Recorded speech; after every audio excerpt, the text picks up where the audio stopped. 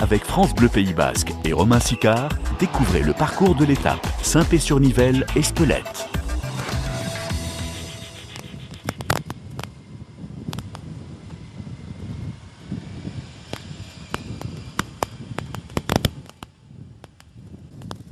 Petite côte là pour commencer dès le départ, Romain?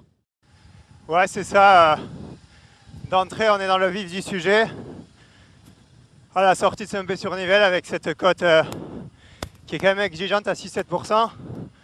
D'autant plus que comme on va le voir en haut, ça ne bascule pas, donc il faudra bien gérer son départ.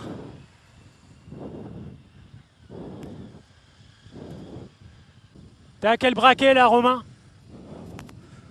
Là, ça sera je pense un 42-17, 42-18 en course. Voilà une bonne cadence de pédalage.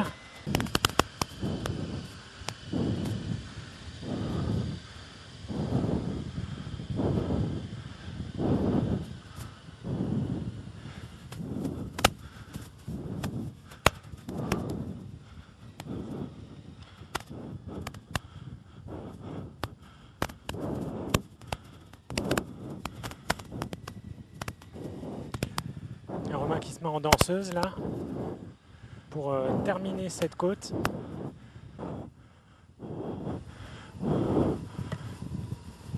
Et là on prend la départementale 3 direction Ustaritz.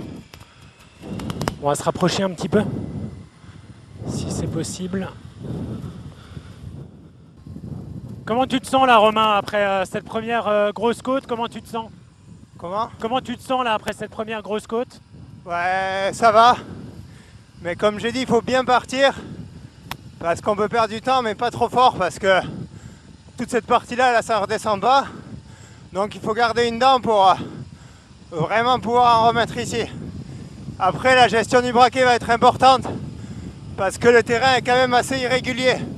Avec alternance de plats et de pentes plus raides.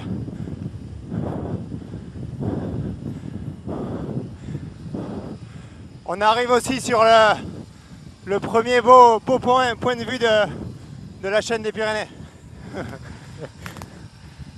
C'est un beau parcours, et tu disais tout à l'heure, il y a des beaux points de vue, mais on n'a pas trop le temps d'admirer le paysage. Ah non, le jour du chrono, je pense que on n'aura pas le temps, on sera concentré à fond sur l'effort. C'est plutôt peut-être lors de la reconnaissance qu'on peut apprécier tout ça, mais même des fois un peu pris par l'enjeu, on est plus stressé que occupé à observer le paysage. Je vois que tu te mets de temps en temps en danseuse, etc. Il y a des changements de rythme tout le temps. Comment? Je vois que tu te mets en danseuse régulièrement, il y a des changements de rythme sur ce parcours. Ouais, c'est ça. Et encore là, on est sur la partie la plus linéaire. Vous allez voir sur la fin, c'est vraiment plus marquant, avec beaucoup d'alternance de côtes très raides.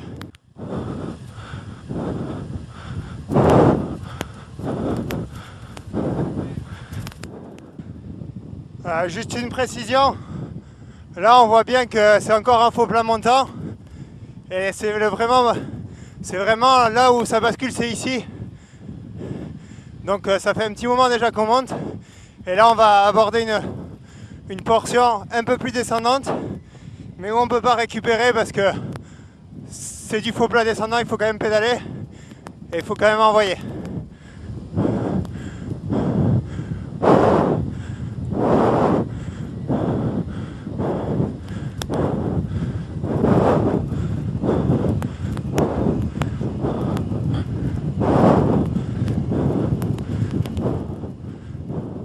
Là, on va arriver sur un des premiers virages techniques. Sur la gauche, il se referme pas mal, donc il y aura de la vitesse, ça sera déjà un peu technique.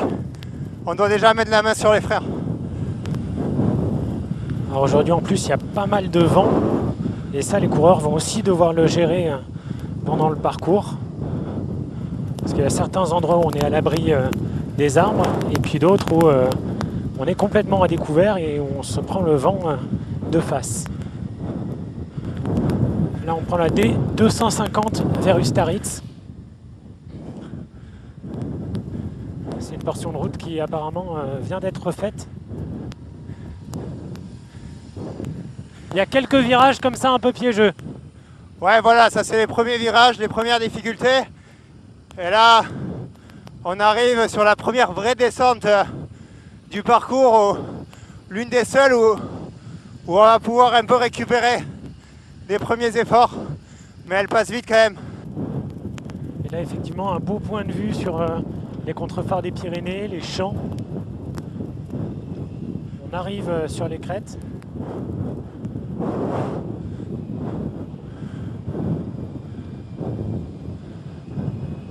Là, à droite, on a les contreforts des Pyrénées, effectivement.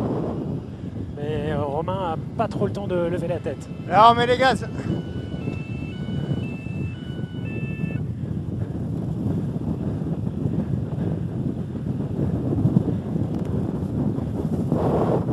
Là, effectivement, première grosse descente et on entre dans Ustaritz.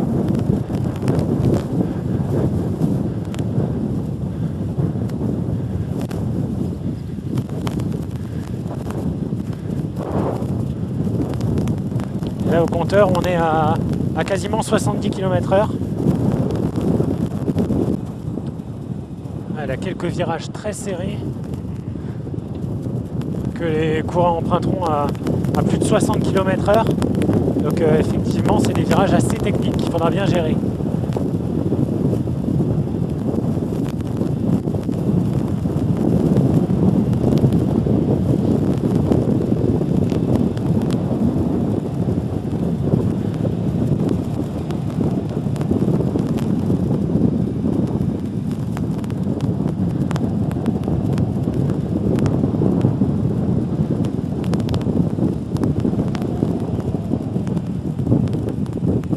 Bonne descente à la sortie du Staritz, petit rond-point, et là il faut renvoyer à nouveau pour retourner dans la forêt.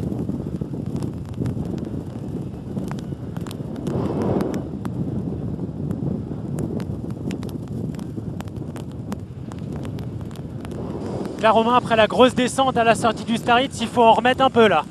C'est ça. Là c'est dur parce qu'on n'a pas trop pédalé pendant 2 minutes. Et là direct on attaque des pentes assez raides.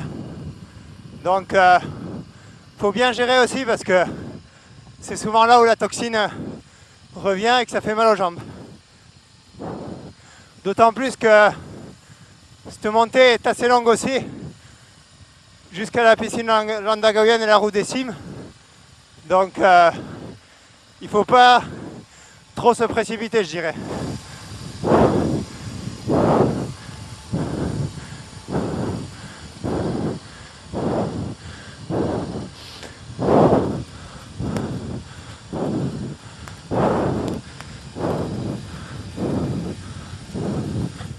Petit virage technique aussi à droite. Mais bon, il n'y aura pas une grosse vitesse. Donc ça passe bien.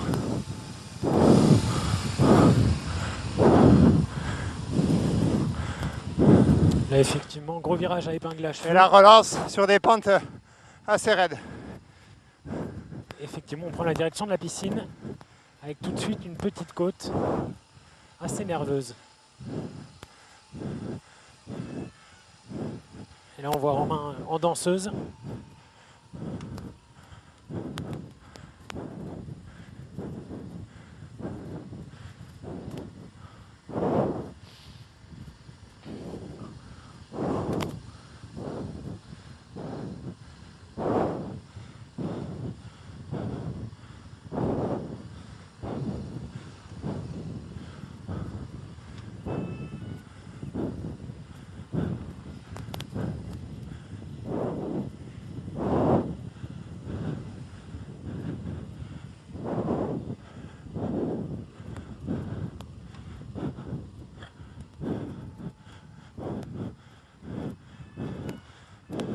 Et là, une bonne côte, on est redescendu à 20 km/h.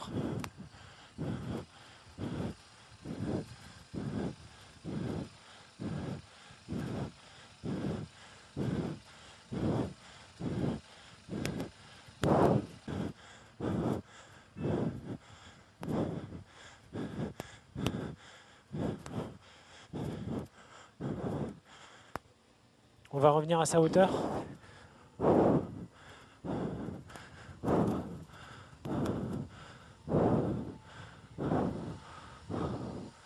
Là, clairement, sur cette côte vers la piscine, il y a des différences qui peuvent se faire. Ouais, là, c'est vrai que la fin de la bosse, c'est très raide. C'est les premiers gros pourcentages. Donc déjà, un coureur qui a du punch, il peut ressortir 4-5 secondes. Mais attention, parce que faudra bien enrouler sur cette partie-là, qui va être rapide.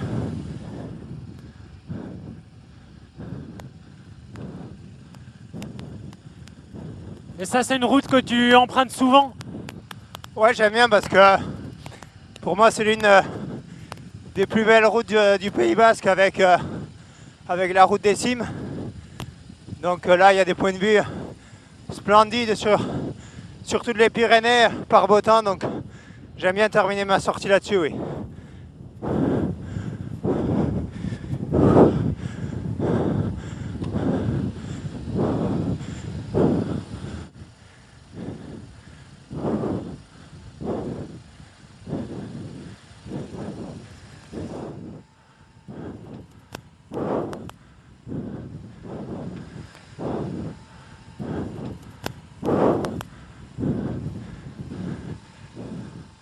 Là, avec ces bosses, on change constamment de vitesse, de rapport. C'est ça. C'est un peu la particularité de ce chrono. C'est qu'il y a des changements de rythme énormes et qu'il y a des pentes très raides. Donc pour un chrono, qui est une épreuve où il faut lisser son effort, ça complique vraiment la donne.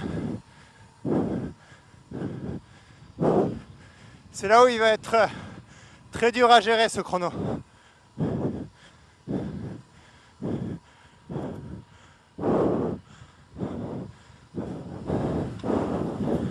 Très grosse descente, ouais.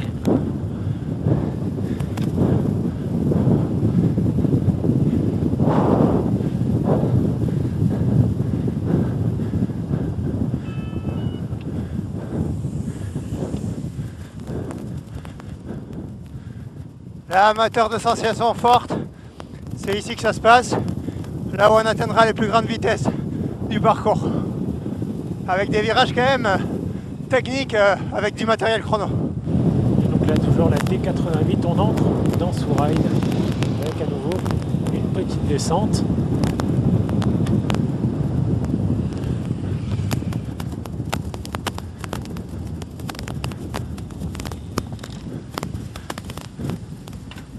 Il y a quelques travaux.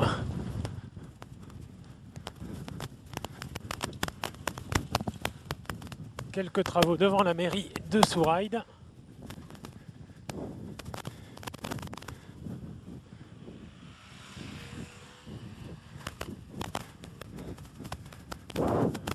Avec la route qui est en train d'être complètement refaite pour ce Tour de France.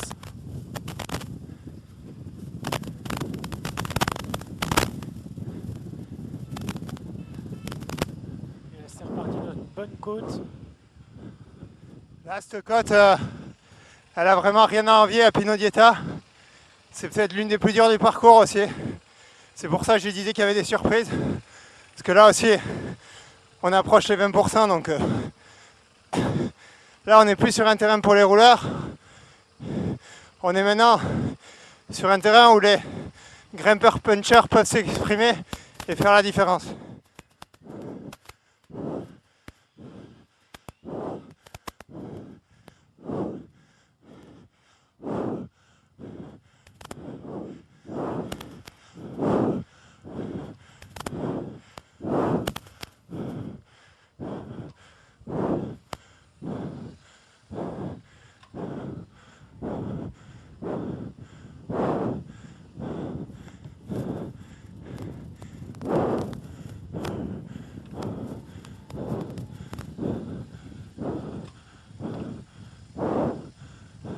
Bon, il y a eu quelques travaux, mais vous aurez une route toute neuve pour le Tour de France.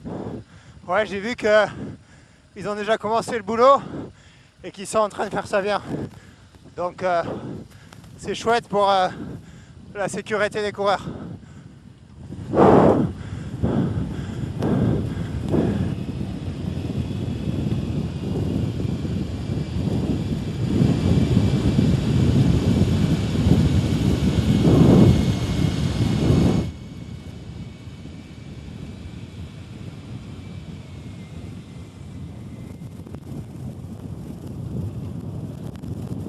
niveau longue descente avec encore un endroit où on peut avoir les adversaires en point de mire.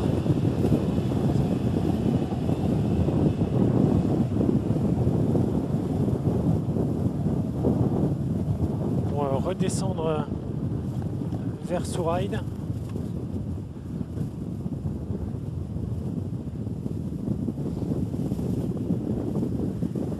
On a plus de 200 mètres en visu, du coup la possibilité de voir le coureur devant nous.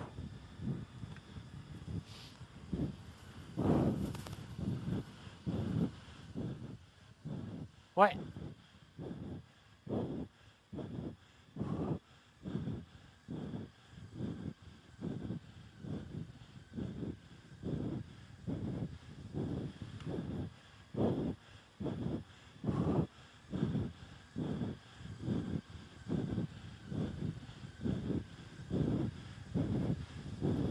Hop là.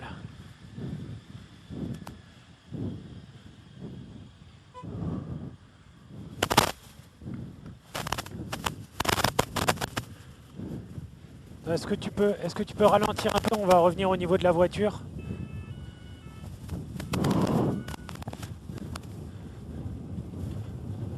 Ouais.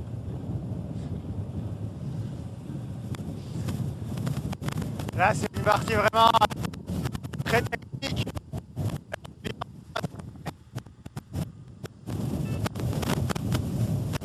C'est bon. Merci. Nickel.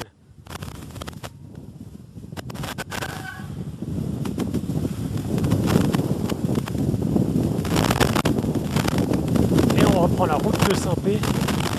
Effectivement, après des virages très techniques.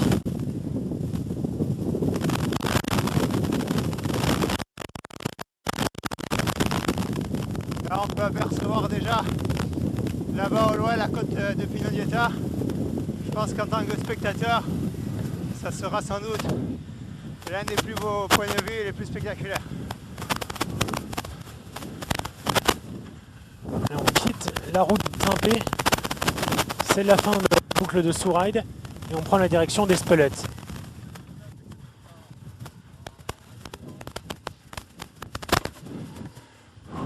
Ah oui, là c'est vraiment des gros pourcentages.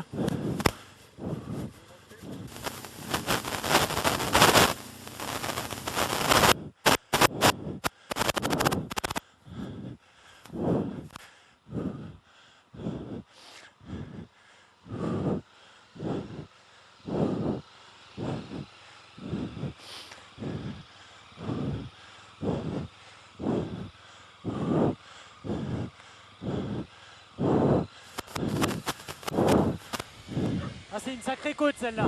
Ouais, on peut même dire que c'est un mur. On est presque à 22%. Si on a mal géré son effort, on peut rester collé dedans. Et les plus forts feront la différence. Il y a beaucoup de temps à gagner ici. Ou à perdre.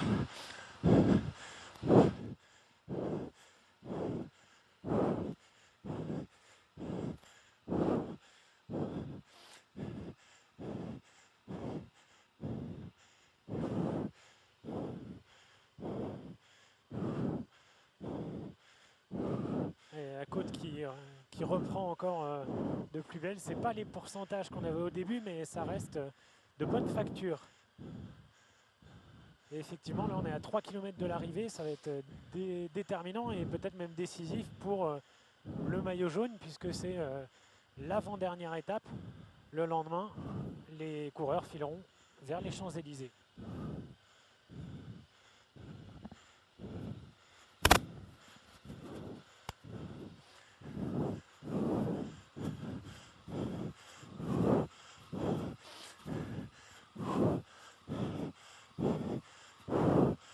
Et on arrive en haut de la côte de Pinodieta.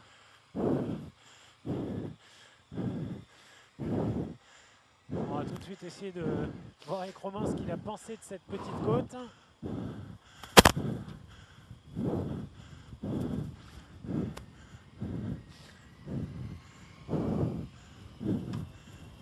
Ouais.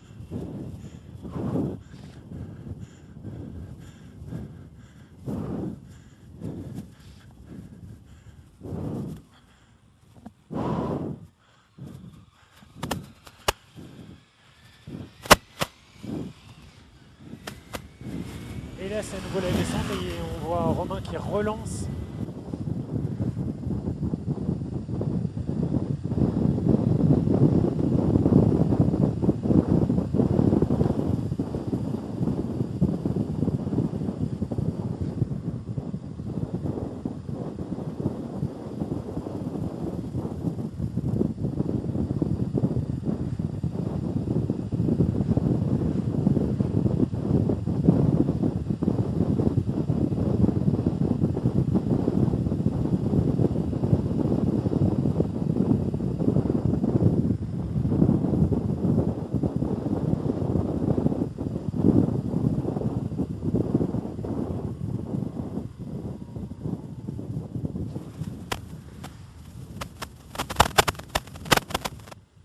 Est-ce qu'on peut essayer de se rapprocher de Romain là,